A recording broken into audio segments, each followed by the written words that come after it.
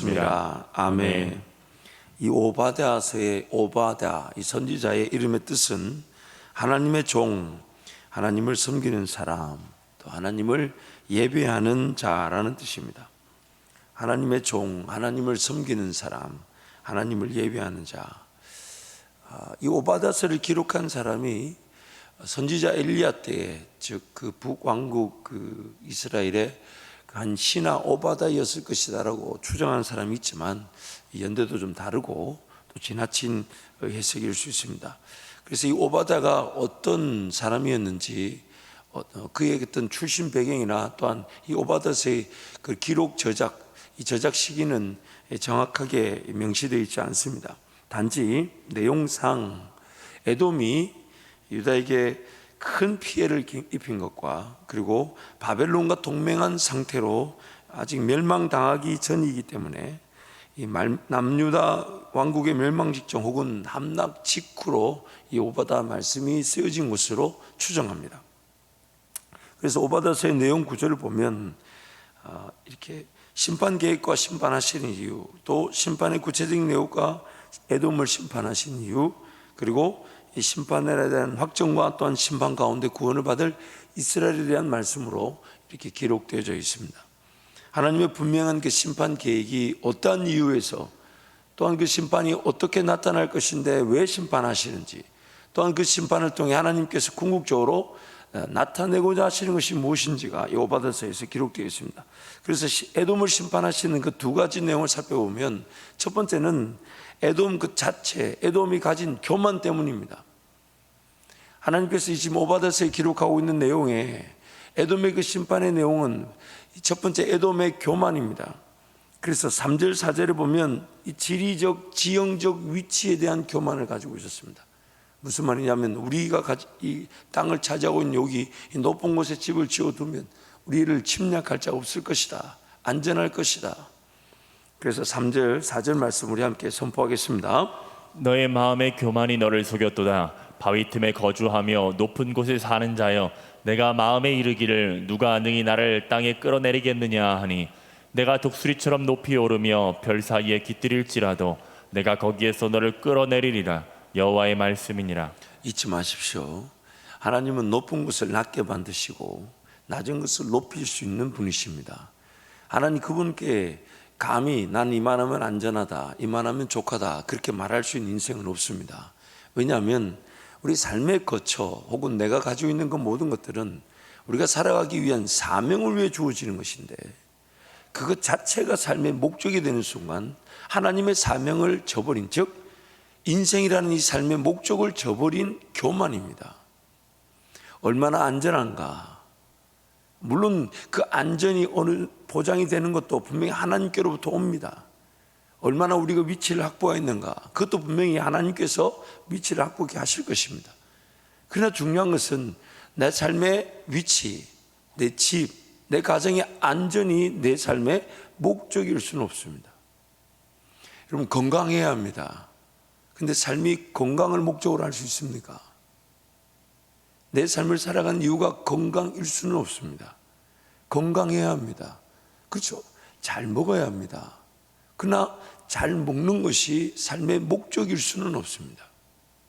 뭔가 내 삶을 갖추고 내 삶을 지키고 내 삶을 보호하는 것은 하나님 나라, 즉 삶이 삶다운 목적과 사명의 길을 걸어갈 때에 그분이 일용할 양식으로 삶의 거처로 안전으로 보호하고 지켜주시는 것이지, 내 삶의 보호와 내 삶의 위치를 먼저 확보하고자 하는 것은 다름 아닌 교만입니다. 즉 하나님께서 삶의 목적을 부여하신 것을 저버리고 내 삶을 먼저 돌보고자 하는 어리석음입니다. 아무리 좋고 아무리 많은 분량을 내 삶을 위해 확보해 놨다 해도 그것이 하나님의 사명과 관계없는 것이라면 그 아무 소용이 없습니다. 아니, 내 삶을 지킬 수 있는 건 아무것도 없습니다. 그래서 에돔이 스스로에게 그렇게 말하죠. 그 산지에서 높은 곳에. 그래서 여러분 영화의 장면 보면 이거 페트라라고 그러죠. 어떤 이 사막 한가운데 큰 산지 안에 그 깊은 산을 이렇게 깎아가지고 산 안쪽에다가 하나의 도시를 만들어 놓듯, 그 에돔의 그 유명한 그 물론 유산이라 그러는데, 그러나 그 아무리 깊은 산 속에다가 도시를 만들어 놓는다 해도 하나님께서 지키지 않으시면 아무것도 아닙니다. 조금 이따 나오겠지만 또 에돔의 기 잘못된 점이 무엇이었냐면 동맹국들을 지나치게 의지했죠. 그 당시에 이 에돔의 제약이 뭐였냐면 유다 예루살렘에 멸망당할 때에 그 바벨론의 편에 서서 그 멸망을 더 적극적으로 도왔다는 것이죠. 나중에 여러분 이 에돔도 그 바벨론에 의해 멸망을 당하게 됩니다. 또한 이 에돔의 교만은 무엇이냐면 물질적 풍요에 대한 교만이었습니다. 물질적 풍요에 대한 교만. 5절 6절 말씀 우리 함께 선포하겠습니다. 혹시 도둑이 내게 이르렀으며 강도가 밤중에 내게 이르렀을지라도 만족할 만큼 훔치면 그치지 아니하였겠느냐. 혹시 포도를 따는 자가 내게 이르렀을지라도 그것을 얼마쯤 남기지 아니하였겠느냐. 내가 어찌 그리 망하였는고 에서가 어찌 그리 수탈되었으며 그 감춘 보물이 어찌 그리 빼앗겼는고. 자기네들 나름 감추어줄 만큼 보물이 있었다 해도 그냥 그 보물이 자기를 지켜줄 수가 없습니다. 그러나 그것이 어느덧 내 삶에 안정감을 준다는 이유로 하늘까지 높아질 줄 모르고 교만했던 그 에돔은 끝내 심판을 당하고 말았죠. 또한 에돔은 동맹국들을 의지했습니다. 그래서 그 바벨론을 의지했고 바벨론을 도와 유다의 그런 침략도 적극 도왔던 것이죠. 그래서 7절 말씀 함께 선포하겠습니다. 너와 약조한 모든 자들이 다 너를 쫓아 병경에 이르게 하며 너와 화목하던 자들이 너를 속여 이기며 내 먹을 것을 먹는 자들이 내 아래에 함정을 파니 내 마음에 지각이 없음이로다. 우리 인간관계 속에 믿을 만한 사랑관계는 글쎄요, 믿어야 되지만 그 믿는 우리에게 그 주는 상처가 이만저만이 아닙니다. 성경은 사랑관계에 대해서는 딱 하나만 우리에게 강조하고 있죠. 무조건 사랑하라는 것입니다. 사람은 어떤 상황에서 어떻게 변할지 모릅니다. 여러분 자기 자신을 거울 보면서 그렇게 조금 볼 때도 있잖아요. 나도 나를 믿지 못할 때가 있어요. 여러분 어떠세요? 오늘 또 제가 우리 스스로 어떤 말을 하게 될지, 어떤 상황에서 어떤 행동을 하게 될지, 어떤 결정을 하게 될지 여러분 예측이 가능하십니까? 어떠세요? 자기 스스로에 대한 신뢰성도 사실 높지 않아요. 하물며 다른 이들에 대한 기대치, 물론 적절한 관계 속에서 그 기대를 할 수 있습니다만은 다른 이들의 기대치가 행여나 어떤 나를 위한 것으로 지나친 기대치는 괜히 상처만 가져다 줄 뿐입니다. 무슨 얘기를 하고 싶은 거냐면 사람은 믿을 만한 존재가 되지 않습니다. 사랑해야 될 존재이지 이해도 되지 않습니다. 여러분 부부간의 관계를 한번 생각해 보십시오. 물론 이제 결혼을 하지 않은 우리 청년들도 있겠지만 이 부부간의 관계 한번 생각해 보십시오. 늘 이해가 되든가요? 앞으로도 이해될 일이 많을 것 같아요? 안 될 일이 많을 것 같아요? 아니면 그냥 이해와 관계없이 살아갈 날이 많을 것 같아요? 관계라는 게 그렇죠. 살아왔던 하나됨이 또 서로 함께 세월을 보냈던 것이 앞으로도 이해되지 않을 일들을 넉넉히 이겨내게 할 것입니다. 사람은 믿을 수가 없습니다. 자기 자신에 대한 신뢰도 못합니다. 왜냐하면 내 마음 속에 있는 생각조차도 오늘 성경이 이렇게 말하죠. 교만이 너를 속였다라고 말합니다. 나의 생각이 욕심인 줄 몰랐고 정욕인 줄 몰랐고 내 안에 있는 이 잘못된 생각이 나를 속입니다. 그래서 우리는 그것을 죄의 지배라고 합니다. 하물며 나에 대한 신뢰성도 이렇게 낮은데 누구를 믿는다고 말할 수 있겠습니까? 그래서 항상 하나님을 믿고 섬기는데 누군가 옆에 아내든 남편이든 혹은 성도들인 간에 지체들인 간에 서게 되면 항상 우리의 자세는 이렇게 가지면 건강합니다. 내가 하나님을 사랑했으니 또한 내 지체도 사랑하면 된다. 사랑한다고 생각할 때에 잃을 것이 없어. 그러나 내가 이렇게 해주면 저 사람도 나에게 이렇게 해주겠지. 아니요, 아닙니다. 상처받을 일입니다. 차라리 내가 이렇게 해주면 저 사람이 해주겠지라고 내가 이렇게 안 해주는 게 낫습니다. 뭔가 받을 걸 생각하고 한다면 안 하는 게 낫습니다. 무조건 사랑하려고 할 때에 하나님께서 우리 관계를 더욱더 돈독하고 앞으로 어떤 어려움 속에서든 하나가 될 수 있도록 지켜주시겠지만 뭔가 바란다, 뭔가 동맹을 맺는다. 여러분 부탁을 드리는데 가능하면 동업은 안 하는 게 좋습니다. 동업은 안 하는 게 좋습니다. 만약 한다면 하나님의 특별한 은혜가 필요하겠지만 안 하는 게 좋습니다. 주님과 나와 1대1의 관계에서 최선을 다하는 것이 더 나을 수도 있습니다. 그만큼 쉽지 않다는 얘기예요. 또한 이 에돔의 교만은 무엇이냐면 인간적 지혜와 지식에 대한 교만이었습니다.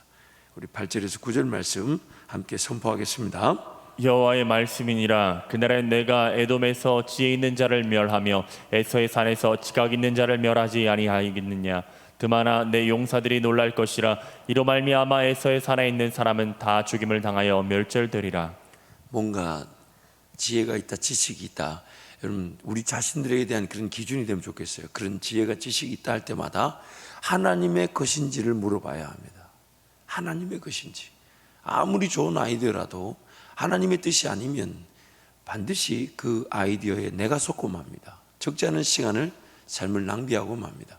항상 그래서 늘 물어봐야 됩니다. 이것이 하나님의 것인지, 또한 이것이 지금 하나님의 것으로서 지금 이렇게 시작되어도 되는지, 그리고 이것이 정말 시작되어진다면 하나님의 방법대로 시작되어지는 것이 맞는지, 모든 것을 물어봐요. 때를 물어봐야 되고요, 하나님의 뜻을 물어봐야 되고 하나님의 방법을 물어봐야 합니다.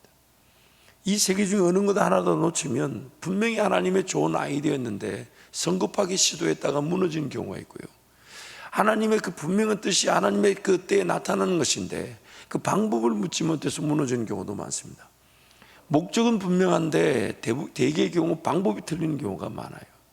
그래서 하나님의 때에 하나님의 방법이, 하나님의 뜻이 이루어질 수 있도록 항상 구해야 됩니다. 내 인간적인 지혜와 지식은 늘 한계에 있습니다. 아니, 보이지 않는 나에게 나타날 하나님의 은혜가 감히 내 머릿속 안에 있는 느껴지고 깨달아질 수 있는 지식과 지혜로 나타난다는 자체가 교만일 것입니다. 항상 하나님의 믿음의 세계, 보이지 않는 세계는 나에게 속해 있는 그 어떤 것들로도 예측이 되지 않습니다. 그래서 항상 물어야 돼요. 하나님의 방법이 맞습니까? 하나님의 뜻이 맞습니까? 하나님의 때가 맞습니까?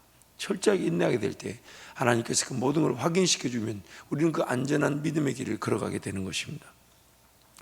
두 번째로 에돔의 이 죄악, 이 심판의 이유는 형제 야곱에게 행한 포악이었습니다. 형제 야곱에게 행했던 그 포악이 이 에돔의 심판의 이유였습니다. 우리 10절에 14절 말씀, 우리 세 번역인데요, 우리 한 절씩 교독하겠습니다. 내 아우 야곱에게 저지른 그 폭행 때문에 내가 치욕을 당할 것이며 아주 망할 것이다. 내가 멀리 있어서 구경만 하던 그날 이방인이 야곱의 재물을 늑탈하며 외적들이 그의 문들로 들어와서 제비를 뽑아 예루살렘을 나누어 가질 때 너도 그들과 한패였다. 내 형제의 날 그가 재앙을 받던 날에 너는 방관하지 않았어야 했다. 유다 자손이 몰락하던 그날 너는 그들을 보면서 기뻐하지 않았어야 했다. 그가 고난받던 그날 너는 입을 크게 벌리고 웃지 않았어야 했다. 나의 백성이 패망하던 그날 너는 내 백성의 성문 안으로 들어가지 않았어야 했다. 나의 백성이 패망하던 그날 너만은 그 재앙을 보며 방관하지 않았어야 했다. 나의 백성이 패망하던 그날 너는 그 재산에 손을 대지 않았어야 했다. 함께 갑니다. 도망가는 이들을 죽이려고 갈라지는 길목을 지키고 있지 않았어야 했다. 그가 고난받던 그날 너는 살아남은 사람들을 원수의 손에 넘겨주지 않았어야 했다. 무엇과 이 말씀이 지금 대조되고 있냐면, 이스라엘 백성들이 출애굽을 했을 때에 하나님께서 그 에돔 땅을 이제 지나가야 될 때에 그 에돔 땅의 문을 에돔 사람들이 열어주지 않았죠. 분명히 형제 관계인데, 에서와 야곱 형제 관계, 같은 이 배에서 태어난 형제 관계인데, 이 이스라엘 백성들이 출애굽을 하여 지금 에돔 땅을 지나가려고 할 때 그 길을 이제 지금도 왕의 대로 킹스웨이라고 부르는데, 그 길로 가면 좀 더 빠르게 안전하게 지나갈 수 있는데 에돔 사람들이 그 문을 열어주질 않았죠. 그때 이제 이스라엘 백성들이 에돔을 칠까요? 라고 물었을 때 하나님이 이스라엘 백성들이 뭐라고 했냐면, 에돔도 너희 형제이기 때문에 에돔과 적대간의 관계를 가지지 마라. 그러면서 오히려 그 먼 길을 돌아가게 만드셨습니다.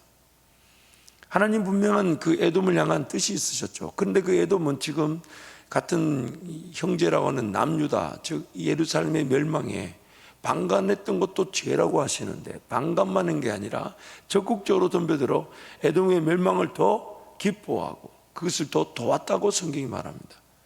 그래서 하나님 지금 에돔에 대한 멸망도 분명히 하나의 오바되어서 선지자를 통해 개별적으로 선포하고 계신 거죠. 그 에돔의 멸망을 그냥 자시하지 않겠다는, 에돔 자체를 그냥 내버려 두지 않겠다는 것입니다. 유다 형제의 그런 아픔을 쳐다보는 것만 해도 문제인데 그것을 적극적으로 덤벼들어 더 무너지고 심판을 당하도록 자신들이 어떤 그 기쁨인 양 여겼던 것들, 오늘 우리 삶에 좀 적용하자면요, 에스겔서 말씀을 한 번 더 기억하면 좋겠습니다. 하나님은 죄로 말미암아 죽을 자의 죽음도 기뻐하지 않으십니다. 그 어떤 사람의 멸망을 기뻐하지 않으십니다.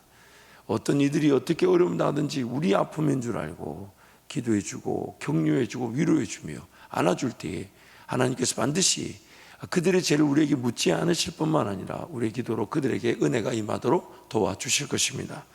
세 번째, 그러므로 심판은 자기 죄의 대가입니다. 심판은 자기 죄의 대가입니다. 이것을 오바드서에서 이렇게 표현합니다. 우리 15절 말씀 우리 함께 선포하겠습니다. 여호와께서 만국을 벌할 날이 가까웠나니 내가 행한 대로 너도 받을 것인즉 내가 행한 것이 내 머리로 돌아갈 것이라. 이 서선지서 혹은 대선지서, 이스라엘 백성들의 어떤 그 심판, 그리고 또한 이스라엘 백성들을 심판하기 위해 이방 민족들을 쓰실 때에 그 이방 민족들에 대한 심판의 말씀도 하나님 반드시 전하고 계십니다. 그래서 에돔뿐만 아니라 모든 나라들을 심판하시는 하나님의 분명한 근거는 자기가 행한 대로 받을 것이며 자기가 행한 것이 자기 머리로 돌아가는 것입니다. 이방 나라들을 이스라엘 백성들을 심판하시는 심판의 칼 혹은 심판의 도구로 쓰시는데, 그러나 그 이방 나라들도 반드시 심판을 받게 된다는 것입니다. 왜냐하면 그들도 그들의 죄악으로 심판을 면할 수가 없는 것입니다. 하나님께서 지으신 세계에서 하나님을 잊어버리고 사는 것만큼 큰 죄악은 없습니다. 지음을 받은 자들이 지으신 하나님을 찾지 않았다는 것이 그 자체가 죄악입니다. 지음을 받은 자들이 그 지음을 지으신 창조주 하나님을 잊는다는 것 자체가 죄악입니다. 하나님께 지음을 받은 자가 하나님을 잊고 삶을 살아간 것의 대가는 자기 스스로 행한 일에 대한 보응을 받는 것입니다. 하나님을 잊고 살아간 그 모든 보응을 반드시 당하게 되어 있는데, 그 보응이 뭐냐? 자기 스스로 행한 일의 보응은 죽음입니다. 죄의 삭은 사망이기 때문입니다. 죄의 삭은 사망이기 때문입니다. 그래서 모든 사람은 반드시 살아야만 합니다. 반드시 살아야 하는 삶에서 어떻게 행할 것인가가 관건입니다. 누가 나를 위해 내 삶을 살아줄 사람이 있을까요? 없을까요? 없습니다. 삶은 반드시 살아져야만 합니다. 대신 살아줄 수 있는 사람은 없습니다. 그리고 그 살아야 될 그 삶에서 관건은 어떻게 행할 것인가 하는 것입니다. 다른 말로 이런 것이죠. 어떻게 집이 세워질 것인가. 그 집을 성경이 이렇게 얘기하죠. 예수 그리스도가 모퉁이 돌이 되시고, 또한 베드로 말씀에 가보면 이렇게 얘기합니다. 모퉁이 돌이 되신 예수님이 살아있는 돌이다. 그 돌 자체가 살아있어서 점점점 집을 채운다고 얘기합니다. 그래서 성경이 나는 죽고 내 삶에 누가 사시는 것이라고요? 내 안에 예수께서 사시는 것이라 말합니다. 삶의 모든 인도자가 되시며 또한 그 삶의 주관자가 되시고 삶을 살아갈 능력이 되시고 삶의 목표가 되시고 또한 삶의 구석구석의 모든 영역에 예수 그리스도 그분의 은혜가 미치지 않는 곳이 없죠. 그래서 우리는 예수로 인해 살고 예수로 인해 죽는 것입니다. 그래서 살아도 주를 위해 살고 죽어도 주를 위해 죽는 것입니다. 심지어 내게 사는 것이 그리스도이기 때문에 우리는 죽는 것도 유익합니다. 삶의 내용이 예수로만 채워져 가는 것입니다. 그래서 하나님의 심판은 하나님을 잊은 채 살아간 것, 행한 것에 대한 심판이며, 하나님의 백성들로 하여금 하나님을 잊지 말아야 함을 깨닫게 해주시는 은혜인 것입니다. 오늘 우리 삶의 기준이 무엇입니까? 과연 이렇게 하나님 선택해도 될까요? 이렇게 결정해도 될까요? 또한 오늘 삶을 이렇게 살아도 될까요? 왜냐하면 하나님의 백성이라 할지라도 여전히 우리도 하나님의 뜻이 아닌 내 인간적인 뜻에 따라 결정하며 살아갈 위기가 있습니다. 하나님 그것을 막지 않는다는 거예요. 왜냐하면 하나님의 뜻은 무엇이냐면 나의 전인격적 요소가 그 위험을 인지하고 잘못된 결정과 선택을 할까봐 두려워 하나님 앞에 엎드리는 것이 하나님의 뜻이기 때문에 매 순간 하나님께 물어야 합니다. 그렇지 않으면 잘못된 것이 내 삶에 세워지게 되면 그 무너짐을 우리는 다 감내해야 합니다. 여러분 지난날에 한번 생각해 보세요. 분명히 하나님의 뜻이 아니었는데도 하나님의 뜻인 줄 알고 선택한 게 있었습니까? 없었습니까? 분명히 그때도 하나님을 예배하고 있었고 하나님을 섬긴다고 하고 있었어요. 하나님과 동행한다고 하고 있었어요. 그런데 그 선택, 그 결정 분명히 나중에 어떤 열매를 맺게 될 것인데 그것이 심판을 받아야 될 내용일 수 있습니다. 물론 우리가 받는 심판은 심판 그 자체가 목적이 아닌 회복이 목적이지만 그러나 잘못 선택한 것에 대한 그 대가는 충분히 100% 감내해야 됩니다. 하나님 은혜를 주셔서 그 감내도 잘 감내되어지게 하시지만은 감내되지 않았던 결과는 존재하지 않습니다. 성령 하나님과 함께 동행한 것도 반드시 그 열매를 감내, 즉 맛보게 하시겠죠. 그래서 사람이 무엇을 심든지 그대로 거두는 것입니다. 그래서 오늘 두렵고 떨림으로 하나님께 은혜를 구하는 것은 내가 오늘 철저하게 책임을 져야 될 심판의 내용을 결정해서는 안 된다는 것이에요. 하나님 앞에 깨어있는 이유가 무엇이냐면 오늘도 하나님 은혜로 무엇이든지 결정되어지며 말 한마디 행동 하나가 하나님의 그 지혜와 능력 가운데 결정되고 행해져야 된다는 것입니다. 그래서 사람은 무엇을 심든지 그대로 거두듯 자신의 행하는 것에 유의해야 합니다. 그래서 그러므로 성령을 따라 행하여야 하며 성령을 위하여 심어야 하는 것입니다. 성령을 따라 행하며 성령을 위하여 심어야 하는 것입니다. 그것이 결국 나를 지켜주게 되는 것이죠. 여러분 삶이라는 것이 자세히 들여다보세요. 예전에 그런 선택을 하지 않았다면 지금 이만큼까지 어려움을 당하지 않았을 텐데. 그리고 또 너무너무 안타까운 게요, 삶은 점점점 세월을 지나면 지날수록 뭔가 지난날에 대한 건강한 반성을 통해 좀 더 믿음의 길을 걸어갈 수 있는 기회가 더 많다기보다는 지난날의 삶을 살아왔던 것을 그저 감내하며 안고 살아가는 쪽으로 걸어가게 됩니다. 그만큼 연약합니다. 육체적인 연약함도 있고 정서적인 연약함도 있고 영적인 연약함도 있어서 세월이 지나면 지날수록 마음은 점점점 원입니다. 그런데 몸은 어떻습니까? 몸은 어떻습니까? 주님 뭐라 그러셨어요? 마음은 원인데 뭐가 약하다고요? 육체도 약하다. 그래서 마음은 점점 뜨거워요.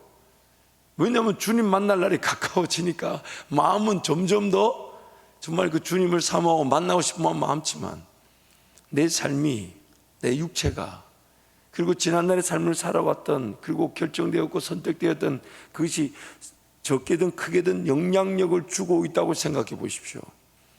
믿음의 길을 걸어가는 그 길은 삶을 살아가면 살아갈수록 더 어렵고 약해질 수밖에 없습니다. 나중에 한다? 아닙니다. 오늘 못하는 건 나중에 안 됩니다. 오늘 주님께 사랑하고 원신할 기회를 내일 더 좋을 것 같습니까, 여러분? 내일 더 좋을 것 같습니까? 그래서 오늘이라는 시간을 주님께 철저하게 구별해 드려야 돼요. 오늘 사랑할 기회는 오늘보다 더 좋은 기회는 없습니다. 오늘 주님께 헌신하고 희생할 이 오늘이라는 기회는 오늘보다 더 좋은 내일은 존재하지 않습니다. 그만큼 우리가 연약한 존재들이에요. 그래서 항상 두려워야 돼요. 내가 하나님의 사람임에도 불구하고 성령을 따라 심고 성령을 위하여 심기보다 또 내 욕심, 정욕, 제 그런 지배에 따라 심듯 인생을 결정하며 선택하며 살아갈 수 있다는 것. 그래서 오늘이란 시간을 최고의 영광의 기회인 줄 알고 하나님을 예배하고 하나님을 기뻐해야 되는 것입니다. 그래서 1시간 하루 기도가 필요한 겁니다. 최소한 주님 분명히 얘기하셨잖아요. 1시간도 깨어 있을 수 없더냐. 그 제자들이 분명히 그렇게 얘기하지 않습니까? 그래서 여러분, 오늘 우리 삶이 정말 이런 엄청난 그 아픔과 대가, 물론 그때도 하나님이 포로 생활 중에서도 함께 하지 않으셨습니까?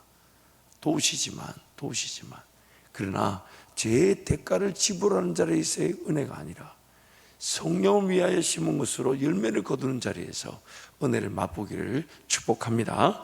그래서 갈라디아 5장 16절 말씀 우리 함께 선포하겠습니다. 내가 이르노니 너희는 성령을 따라 행하라. 그리하면 육체의 욕심을 이루지 아니하리라. 아멘. 마지막으로 우리가 살펴볼 말씀은 하나님께서 승리하실 것입니다. 모든 선지서의 예언의 끝은 그 백성들을 회복시키신, 즉 하나님의 승리로 예언되어져 있습니다. 비록 지금 멸망을 당하고 포로 생활에 처해 있다고 해도 하나님께서는 자기 백성을 향한 분명한 회복의 계획을 선지자를 통해 선포하고 계십니다. 회복의 계획을.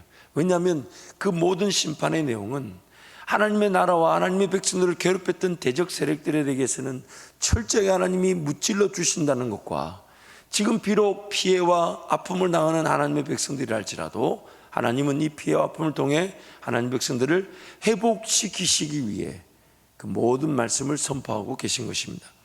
하나님의 백성들을 핍박하고 무너뜨리는 세력들을 하나님께서 제거해 주실 것입니다. 반드시 제거해 주실 것입니다. 심판의 때에 시온산, 하나님께로 피하는 자들을 통해 다시금 하나님의 집, 즉 나라를 세우실 것입니다. 비록 하나님의 백성들이 하나님을 잊고 떠남으로 그들의 행한 일의 대가를 지불하지만, 동시에 하나님의 백성들을 심판했던 이방 나라들도 그들의 교만과 죄악을 행한 일로 행한 일의 대가로 심판을 당하게 됩니다. 하나님께서는 자기 백성을 심판의 과정을 통해 하나님을 철저하게 의지하게 만드시고 다시금 새로운 출발을 하게 하시는 것입니다. 그래서 여러분, 이 코로나 사태가 우리가 당한 반드시 우리의 죄의 대가일 것입니다. 대가입니다. 그렇다면 우리에게는 어떤 뜻이 있냐면, 이 코로나 사태로 하나님과 하나님 중심적인 삶이 회복되어지기를 원하시는 거죠. 하나님 그분을 더 의지하고 이제 하나님만 온전히 바라보겠다라는, 어쩌면 인생이 가져야 될 가장 기본적인 자세가 다시금 확인되어지는 기회가 됩니다. 그리고 그 기본적인 자세에서부터 하나님은 다시 출발하기를 원하시는 것입니다. 하나님의 백성들에게 심판의 때는 하나님께로 돌아가 하나님을 찾고 구하는 계기가 되게 하시고 하나님과 다시금 새롭게 출발하는 시작의 기회입니다. 그래서 하나님 지금 멸망을 당하기도 전에 이스라엘 백성들에게 선지자를 통해 말씀하시면서 너희들 멸망을 피할 수 없게 될 것이고 멸망을 당해 포로로 끌려가게 될 것이지만 하나님은 다시 시작하신다는 거죠. 그래서 마침내는 하나님께서 이 땅을 창조하신 주인으로서 모든 세력을 제거하시고 심판의 때를 통해 정결하게 된 자기 백성들과 영원한 언약 관계를 누리실 것입니다. 그래서 이 코로나 사태 중에 한 치 앞을 예상하지 못하지만은 우리가 한 가지는 분명히 잊지 말아야 됩니다. 그 한 가지가 무엇이냐? 다름 아닌 하나님과의 관계 중심의 삶에서 다시 출발하는 것이죠. 다시. 그것이 오늘 이 어려움 동에 우리에게 주시고자 하시는 하나님의 뜻입니다. 그래서 오바다의 마지막 절, 오바다서의 마지막 절 21절 말씀 우리 함께 선포합니다. 구원받은 자들이 시온산에 올라와서 에서의 산을 심판하리니 나라가 여호와께 속하리라. 아멘. 이 나라가 여호와께 속한다는 것은 하나님 선택하신 이스라엘 백성들 그 나라뿐만 아닌 세상 모든 나라도 하나님의 주권 안에 다스려지고 있다는 것입니다. 모든 나라가 하나님께 속한 것입니다. 여러분, 정말 우리 삶에 중요한 것은요, 지금 내가 하나님의 자녀이기 때문에 하나님의 뜻을 구하고 깨달을 수 있는 특권을 가졌다는 것입니다. 예수를 믿는 사람과 믿지 않는 사람의 차이는 이것입니다. 그래서 구약식 표현을 치자면 이렇게 표현할 수 있어요. 하나님을 모르는 예수님을 믿지 않는 자들에게는 그들 앞에 놓여진 길은 한 길밖에 없습니다. 다른 길이 없어요. 사망의 길밖에 없습니다. 그런데 하나님의 백성들은, 하나님의 백성 예수를 믿고 하나님의 자녀가 되어 우리가 누린 은혜는, 우리에게는 두 가지 길이 있다는 겁니다. 사망의 길 있지만 또한 무슨 길이 있다고요?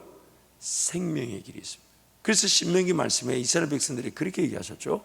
네 앞에 저주와 화의 길이 있고 또한 복과 생명의 길이 있다.